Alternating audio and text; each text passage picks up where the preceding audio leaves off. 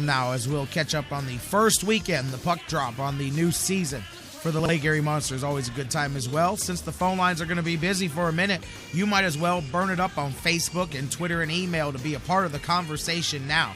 Facebook.com/thesportsfix, and make sure you like the page while you're there. Nearly 21,000 fans follow us over there. It's a good time, a lot of great conversation, all the news that you need. Facebook.com/thesportsfix. Tweet with us if Twitter's your thing on Twitter. Well, where else are you going to tweet with us? At the Sports Fix CLE, all one word, at the Sports Fix CLE. And you can email us, the Sports Fix at AOL.com. Always to stay in touch with the show when the phone lines are not open, because on the phones right now, the doctor's in the house. As I say every Tuesday, Bill Checkus joins us talking about all the NFL action and the Browns and so much more. We call him Dr. Football, and we call us glad to have him here. Welcome to the Sports Fix, my man, Dr. Football. Bill, how you doing this afternoon? Jerry, how are you? Much better than last week. And again, I apologize. I had a little bit of a migraine last week, so don't like to miss my spot with you. Oh, no, absolutely. I let everybody know what was going on, and it was all good. I'm glad to have you back here with us here this week. And, you know, just when you thought you missed a good opportunity to talk about the Browns last week, they followed it up with another one here this week. It's almost like they knew that you were coming right back. So let's pick up right there before we get into anything else. A lot of stories going on around the league, but let's start with the Browns and the Steelers and what happened on Sunday. Where are you at? I know you were texting me a bit during the game.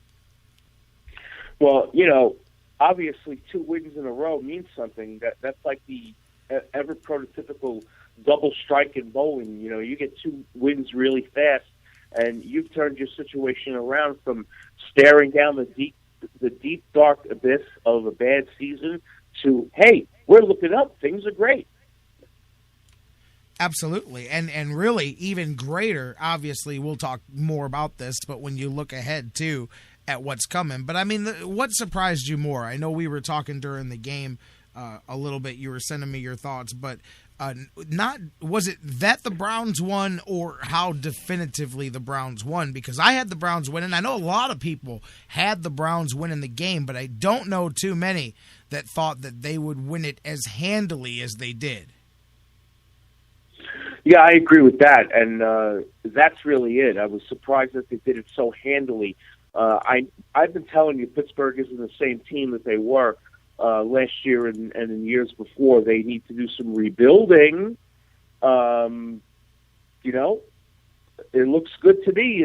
You know, hey, let's give Ray Farmer and Coach Pettin all the credit that they deserve for keeping the train on the track here. Just that, with so many, you know, different issues, different distractions, and with each of those comes more week to week. That's kind of the situation that the Browns now find themselves. Joking at the beginning of the show about the media and some of the garbage here in town. We're not allowed to have nice things because, you know, you're sitting here in what should be. And that's the other thing, too. And I say this a lot in general about good times in sports, especially when you are in a town where there's a lot of negative sports events. You lose a lot of season. You know, we know all the different things that happen. We brush past the enjoyable parts because we just can't wait to get to the next disaster. And, you know, here this morning in town, there's all this garbage, people between the quarterbacks and you know, this, that, and the other thing. Meanwhile, you've just done back-to-back things that you've either never done in your whole really long time. And now you've got the Jacksonville Jaguars, which are not a gimme by no team in the NFL is a gimme, but it's as close as you're going to get to one, and it trips me out that it's not. But then again, you know, we may actually have to get creative with our programming if we didn't have drama to talk about. So you understand why the media functions the way they do. But how come nice things and enjoy a good week for once? That's a good question. You know, I think part of it goes back to, you know, people are afraid to say, because the minute we open our mouths, you know, all of a sudden we're flushing the handle. Yeah, but at the same time, I mean, all I'm going to say, you're not privy to things. I've heard, ridiculous some of the things that have been talked about in the last 24 hours. You know, which quarterback do you trade, and how do we this guy and that guy, and let's dump Hoyer and let's dump John. And I'm like, we can't just sit back and enjoy the fact that for once the Browns didn't screw this quarterback thing up. And everything's okay for now. If things are going to be bad, let them be bad. Anyways, so ridiculousness is all it is. Meanwhile, week to week, all Brian Hoyer does is continue to add to his value going forward. Now, I will say this. There is this grain of truth to the fact that Brian Hoyer is not interested in coming into a situation where he's not going to be able to be the starting quarterback, and he pretty much said that yesterday, point blank.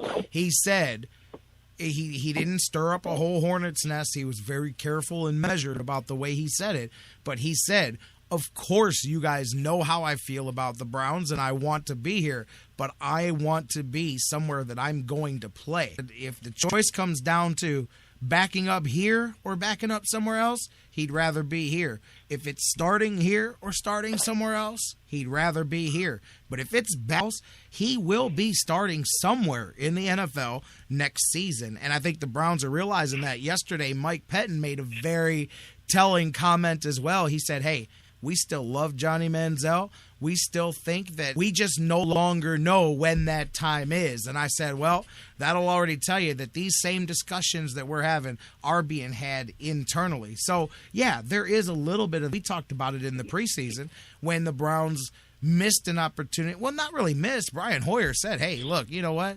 Let's just wait and see how things play out. He kind of bet on himself, and right now it's looking like a good thing for him. But, interesting to hear those comments, but you can see, I mean, clearly a lot of this noise now is just a function of the media, and I have to say, I don't know if you've heard this side of the story yet because you're a couple of hours away on the other side of the country, but even Johnny Manziel was right in the middle of this today saying, hey, this is garbage from some of these people in the media. They're trying to divide this team, and that's one thing that we've seen is that somehow through first-round draft picks and quarterback controversies and rookie head coaches and rookie general managers and all of these things that we've had here in the offseason, all of these undrafted free agents and number one draft picks and misfits and all these different people have come together and created an actual team. And that was so evident the other day. You texted me when Alex Mack got hurt.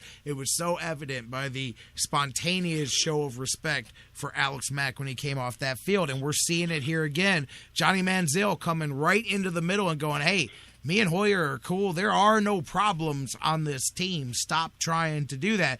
But that's also a function that comes with success. The more you win, the more you get that now. Instead of the stories being about how dysfunctional you are, there are just other ways to try to have something to talk about and stir up dissension. Yeah, I agree, and I saw some of those articles this morning when I got out of bed and started prepping for the spot, and I said, wow, you can't even be happy with a victory, huh? and I looked here and I saw in the chat where somebody was talking about something about the plain deal of being, one of the worst papers in the country. I think it's more of that goes on in every NFL town. And why should Cleveland be any different? Because all the years I spent in New York with two teams there, you had the both teams competing for who stunk worse on the back pages. Yeah. Absolutely, and that's another thing too. The media in this town is so much gentler. Imagine dealing with some of the stuff that goes on here that doesn't surface. If it was New York, if it was the Jets, I go, man, it could be so much bigger. But you know what? That's all gaga because here we sit. The reality is exactly what I said earlier. The Browns have won back-to-back games, both in their own uniquely impressive ways, and now they sit in a good situation. You've got Jacksonville coming up. Obviously, there's some talent at quarterback. Blake Bortles is somebody that the Browns, a lot of people talked about him going into the draft and the prep and all of that stuff. You've got a defensive-minded head coach there, but this is a team that hasn't won a game. This is a team that is ripe for the Browns to go down there and make it a 3-game winning streak, which is the next evolution from a bad franchise to a good one. Is first you win a game, then you win on the road and you win 2 in a row, and next you do a winning streak, because you add one more to 2 and all of a sudden you've won 3 in a row, and now you're winning the games you're supposed to win, because that's what this is. That's really what the next 3 are for the Browns, are the games you're supposed to win, and the good teams win those. I mean, how many years have we seen, when you say same old Browns, they reach last year, you get a Jacksonville, and everybody's going, oh, well, we're guaranteed to win this. I do believe that we've disproven the fact that this is the same old Browns. I think people are finally starting to see that aspect of it. So here's your next step, Jaguars. And I'm not saying you have to win by 50 points, but go beat the Jaguars as impressively as you just beat the Steelers, who are a significantly better team than Jacksonville. Bill. Yeah, that's right. And I think part of it is that, fans expect more. And Browns fans are not unlike any of the other classic franchises in the league, the Packers, the Giants, going back, Eagles in some cases. Browns fans understand. They're smart. They're not the kind of fans that can be tricked into something that is not there. There's a level of transparency here that Browns fans will not be willing to skate, and that's important. They have to be held to a higher standard if you expect them to win and be successful. You have to be able to hold your team to a higher standard. Well, I don't know. I agree and just said right there too, because but you know what? I know where you're coming from, and I do understand that there is a very significant portion of the fan base, and also, you call them jaded. You could use that term as well, because that's another reason too. True. They've seen the dance before.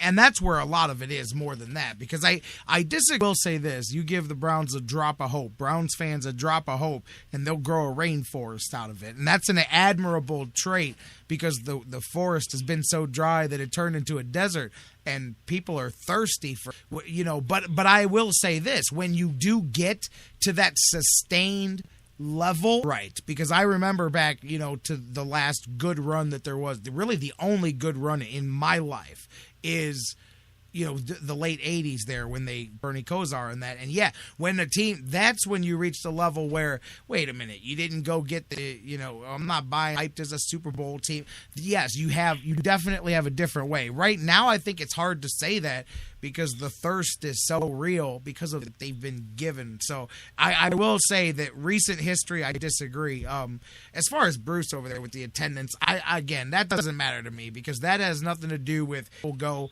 and they're so sloshed by the time that thing starts over the last 15 years that they don't on the field is. They went there to go be with Joe and Steve and Bobby and tailgate, and the game just happens to be a part of their ritual. And again, it's an event, and I know you can but it's true. It's an event. If there was 162 of them, people wouldn't be that interested in the Browns at all. Trust me, because they'd be winning 25 the last few years. So that's part of it too. But you are right from the aspect of when you're traditionally good, once the Browns reestablish a point where they're just a team year in and year out that has the ability to contend, much more discerning fan base that knows the difference there. But right now, I mean, it's a little bit of a different situation. So anyways, all that being what it is, Jaguars are coming up here. What do you expect? Do you think the Browns are ready? I mean, obviously, what they've done the last 2 weeks, do you think that they're ready to go out here, go back on the road, and now make it back-to-back road victories and turn this into a little 3-game winning streak?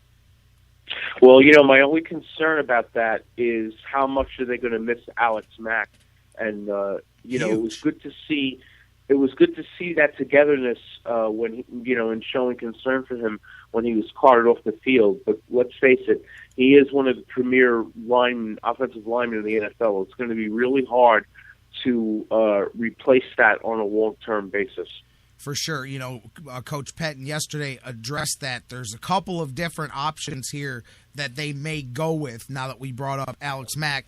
Nick McDonald had just gotten available and reactivated. Remember, he was an offensive lineman that started the season on the injured list, the kind where you have to sit out the first 6 weeks and then you can be reinstated. So he's a guy who's played center in the NFL. That, I believe, is going to be the team's preferred choice number one, but he just came off the inactive list, so coach doesn't think he's going to be ready this week. He'll practice this week, so it may be 2 weeks before McDonald is